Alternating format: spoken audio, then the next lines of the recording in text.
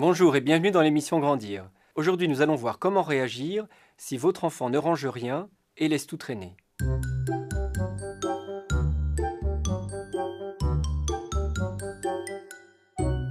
Déjà, on va éviter de laisser faire, mais on va aussi éviter d'être trop exigeant.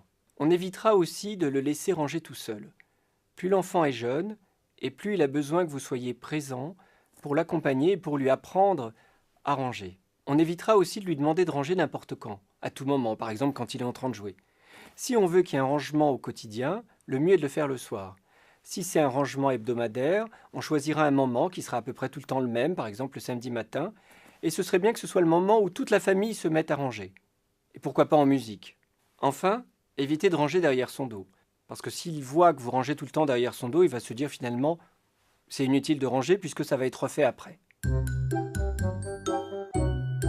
Il faut déjà qu'il y ait des espaces de rangement clairs. Il faut aussi tolérer des espaces de dérangement. Peut-être que vous êtes très angoissé par le désordre, mais sachez qu'il y a des personnes qui sont très angoissées par l'ordre excessif. La chambre de votre enfant ne doit pas être un musée.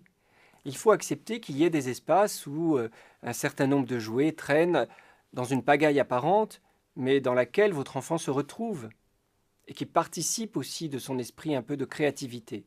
Donc tolérez des espaces de dérangement. Tolérez aussi que votre enfant ait quelques objets à lui dans les espaces communs, dans le salon, dans la salle à manger. Parce qu'après tout, ce sont des espaces communs et il y a très probablement dans ces espaces des objets à vous, par exemple des bibelots auxquels vous tenez.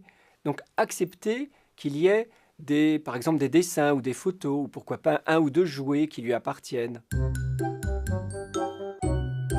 Peut-être que cette façon qu'a votre enfant de ne jamais ranger, c'est le symptôme d'un problème familial.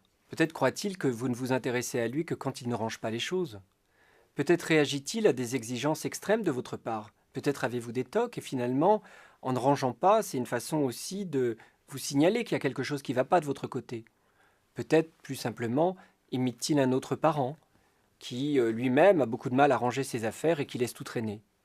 Bref, prenez un peu de recul et analysez aussi un peu le fonctionnement familial, voire prenez l'avis d'un professionnel. Merci de votre attention et à la semaine prochaine.